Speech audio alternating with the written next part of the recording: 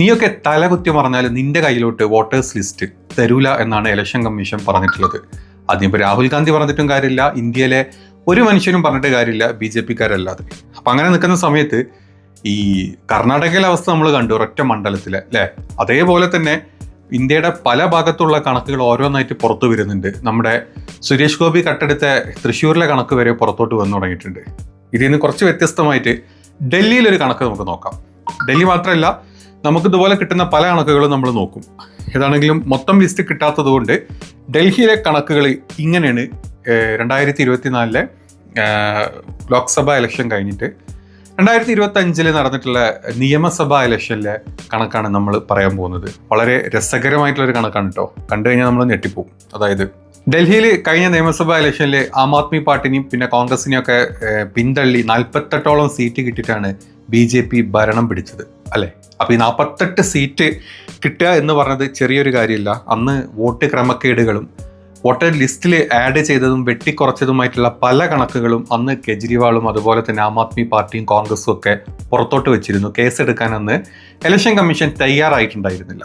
ഇതുപോലെ തന്നെ അന്നത്തെ വോട്ടേഴ്സ് ലിസ്റ്റിൽ ആഡ് ചെയ്തവരെയും കട്ട് ചെയ്തവരെയും കണക്ക് ചോദിച്ചിട്ട് അന്നും ഇലക്ഷൻ കമ്മീഷൻ കൊടുത്തിട്ടുണ്ടായിരുന്നില്ല. കൊടുത്തിരുന്നെങ്കിൽ ഡൽഹിയിൽ ഇന്ന് BJP ഭരിക്കില്ലായിരുന്നു. അതിനുള്ള ഏറ്റവും വ്യക്തമായിട്ടുള്ള കണക്ക് ഡൽഹിയിൽ ഈ 48 സീറ്റ് നേടിയ സമയത്ത് ടോട്ടൽ BJPക്ക് കിട്ടിയ വോട്ട് എത്ര നിങ്ങൾക്കറിയോ? 43,31,110 സീറ്റാണ് വോട്ടുകളാണ് BJPക്ക് ടോട്ടൽ കിട്ടിയത്. അതേ സ്ഥാനത്ത് ആം ആദ്മി പാർട്ടിക്ക് കിട്ടിയത് 41,33,899 വോട്ട്. 1,89,000 വോട്ടിന് ഡിഫറൻസ് മാത്രമേ ടോട്ടൽ വോട്ട്, അതായത് 94,59,997 വോട്ടുകളിലെ 43 ലക്ഷത്തോളം BJPക്കും 41 ലക്ഷത്തോളം ആം ആദ്മി പാർട്ടിക്കും ഏകദേശം 2 ലക്ഷം വോട്ടിൻ്റെ ഡിഫറൻസ് മാത്രമേ ഉണ്ടായിരുന്നുള്ളൂ. ഇനി ഇതിലേറ്റവും കോമഡി ആയിട്ടുള്ള, അല്ലെങ്കിൽ നമ്മൾ ഈ സാധാരണക്കാരായി നമ്മൾ കാണുമ്പോൾ നമ്മളൊക്കെ വിഡ്ഢികളാണെന്ന് തോന്നിക്കുന്ന ഒരു കണക്ക് പറഞ്ഞുതരാം. അതായത് ലോക്സഭാ ഇലക്ഷൻ കഴിഞ്ഞിട്ട് ലോക്സഭാ ഇലക്ഷനിൽ ഡൽഹിയിൽ മൊത്തം പോൾ ചെയ്ത വോട്ട് എന്ന് പറഞ്ഞത് 89,43,585 വോട്ടായിരുന്നു.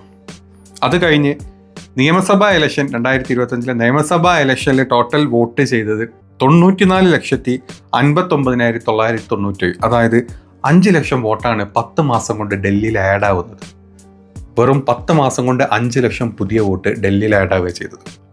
അപ്പം ഡൽഹിയിൽ നമ്മൾ പറയും 10 മാസം കൊണ്ട് അവിടെ കുറേ പേര് അഡൽട്ട് ആയി വോട്ട് ചേർത്തിട്ടുണ്ടല്ലോ. അങ്ങനെ ആ കണക്കെടുത്ത് നോക്കുന്ന സമയത്ത് 40,000 അഡൽട്ട് വോട്ടിംഗ് മാത്രമേ പുതിയ ഫോം 6 വെച്ചിട്ട് അങ്ങോട്ട് ആഡ് ചെയ്തിട്ടുള്ളൂ. അപ്പോൾ പിന്നെ 4,60,000 വോട്ട് അവിടെ നിയമസഭാ ഇലക്ഷൻ്റെ സമയത്ത് അഡീഷണലി ആഡ് ചെയ്തിട്ടുണ്ട്. ഈ കണക്ക് എങ്ങനെ വന്നു ആർക്കും അറിയില്ല. ഈ കണക്കാണ് പലവട്ടം അരവിന്ദ് കെജ്രിവാൾ ചോദിച്ചത്, കോൺഗ്രസ് ചോദിച്ചത്. അവർ ഇതുവരെ ഇലക്ഷൻ കമ്മീഷൻ കൊടുത്തിട്ടില്ല. കൂടാത്തതിന് ഡൽഹിയിലത്തെ ഒരുപാട് വോട്ട് ആം ആദ്മി പാർട്ടിക്കും അല്ലെങ്കിൽ കോൺഗ്രസിനും പോകും എന്ന് തോന്നിയ ഒരുപാട് വോട്ട് ഇപ്പം ബീഹാറിൽ 66 ലക്ഷം വോട്ട് വെട്ടിമാറ്റി നമ്മൾ കണ്ടുല്ലേ. സ്ഥലം വിട്ടുപോയി അല്ലെങ്കിൽ കുറേ പേര് മരിച്ചു എന്നും പറഞ്ഞിട്ട്. അതുപോലെ ഡൽഹിയിൽ നിന്ന് ഒഴിവാക്കപ്പെട്ട വോട്ടുകൾ ഒരുപാട് അധികമായിരുന്നു. അതിലൊരു കണക്ക് ഇങ്ങനെ ഉണ്ടായിരുന്നു, 12,000 വോട്ടോളം അവിടെ അവസാന ആഴ്ചകളിൽ പല സ്ഥലങ്ങളിലും പല മണ്ഡലങ്ങളും ഈവൻ കെജ്രിവാളിൻ്റെ മണ്ഡലത്തിൽ പോലും എഴുതി ചേർക്കപ്പെട്ടു. 5,000 വോട്ടോളം അവിടെ നിന്ന് കട്ട് ചെയ്തു. ഈ രണ്ടിൻ്റെയും കണക്ക് അന്ന് ഇലക്ഷൻസ് നടക്കുന്നതിൻ്റെ മുമ്പ് വരെ ഇലക്ഷൻ കമ്മീഷനോട് അന്ന് ചോദിച്ചിട്ട് കേസായിട്ട് ചോദിച്ചിട്ട് പോലും ഇലക്ഷൻ കമ്മീഷൻ അത് തള്ളുക ചെയ്തിരുന്നത് അല്ലേ. ഇതൊക്കെ ചോദിക്കാൻ ആരാ? നിങ്ങളൊന്ന് അവസ്ഥ ആലോചിച്ച് നോക്കിയേ. ഇനി അത് മാത്രമല്ല, നമുക്ക് മറ്റൊരു കണക്കും കൂടെ പറയാനുണ്ട്. അതായത് ഡൽഹിയിൽ ഇപ്പോൾ നമ്മൾ പറഞ്ഞ പോലെ 43 ലക്ഷത്തോളം വോട്ട് BJPക്കും 41 ലക്ഷത്തോളം വോട്ട് ആം ആദ്മി പാർട്ടിക്കും ഏകദേശം 1,80,000 വോട്ടിന് ഡിഫറൻസ് മാത്രം എന്ന് പറയുമ്പോൾ ഈ 48 മണ്ഡലങ്ങളിലും BJP ജയിച്ച വോട്ടിൻ്റെ ഒരു ആവറേജ് എടുക്കുമ്പോൾ 6,000 മുതൽ 12,000 വോട്ട് വരെ ഉണ്ടായിരുന്നു. ഈ ഒരു കണക്കെടുത്ത് നോക്കുമ്പോഴാണ് നമ്മൾ നേരത്തെ പറഞ്ഞ കണക്കുമായിട്ട് ഇത് സാമ്യം ചെയ്യുന്നത്. അതായത് ഓരോ സ്ഥലത്തും 6,000 മുതൽ 12,000 വോട്ട് അവസാന ആഴ്ചകളിൽ അഡീഷണലി ആഡ് ചെയ്തു. ആ ലിസ്റ്റായിരുന്നു അന്ന് കേജ്രിവാൾ ചോദിച്ചതും ഇലക്ഷൻ കമ്മീഷൻ കൊടുക്കാഞ്ഞതും. അതേപോലെ തന്നെ ചില സ്ഥലങ്ങളിൽ 12,000 വോട്ട് വരെ ആഡ് ചെയ്യുന്ന സമയത്ത് അവിടുന്ന് 4,000-5,000 വോട്ട് കട്ട് ചെയ്ത് കളഞ്ഞിട്ടുണ്ട്. ആം ആദ്മി പാർട്ടിക്കും കോൺഗ്രസിനും കിട്ടുന്നില്ല. ആ കണക്കുമാണ് അന്ന് കേജ്രിവാളിന് കൊടുക്കാഞ്ഞതും. ഇപ്പം ഇലക്ഷൻ കമ്മീഷൻ നിങ്ങൾ തന്ന പരാതി എവിടെ, നിങ്ങൾ പരാതിയായിട്ട് വാ, നിങ്ങൾ സത്യവാങ്മൂലം താ എന്ന് പറയുമ്പോൾ ചിന്തിക്കേണ്ട ഒരു കാര്യമുണ്ട്. ഈ കേസ് ഇതിൻ്റെയൊക്കെ പിന്നാലെ അന്ന് പോയതാണ്. അന്ന് ഇലക്ഷൻ കമ്മീഷൻ ഇവരുടെയൊക്കെ വാ മൂടി അല്ലെങ്കിൽ ഇതിന് പിടികൊടുക്കാണ്ട് മാറി നിന്നു.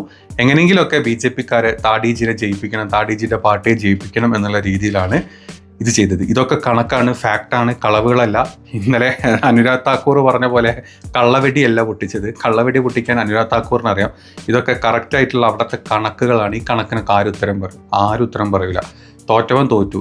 ഇനി ഇതുപോലെ തന്നെ വാരണാസിയിൽ പ്രധാനമന്ത്രി ജയിച്ച, അതായത് 5 ലക്ഷം വോട്ടിന് ജയിച്ച പ്രധാനമന്ത്രി കഴിഞ്ഞ പ്രാവശ്യം വെറും 1.5 ലക്ഷം വോട്ടിന് ജയിച്ചിട്ടുള്ളൂ. അപ്പം വിചാരിച്ച പോലെ വോട്ട് അവിടെ അഡീഷണലി ആഡ് ചെയ്യാൻ പറ്റില്ല. എങ്കിലും പ്രധാനമന്ത്രിനെ ജയിപ്പിക്കാൻ വേണ്ടിയിട്ട് കുറച്ച് വോട്ട് അവിടെ അവർക്ക് ആഡ് ചെയ്യാൻ പറ്റി, ജയിപ്പിച്ചു എന്നാണ് ഇപ്പം നമുക്ക് തോന്നുന്നത്. ഈ പറഞ്ഞ സ്ഥലങ്ങളിലും ഈ ഇന്ത്യയുടെ മൊത്തം electronic voters list election commission release ചെയ്യുകയാണെങ്കിൽ ഇന്ന് പല സ്ഥലങ്ങളിലും BJP തോറ്റപ്പിയിട്ടിട്ടാന്നുള്ള സത്യാവസ്ഥ പുറത്തോട്ട് വരും. വല്ലാത്തൊരു കഷ്ടമല്ലേ.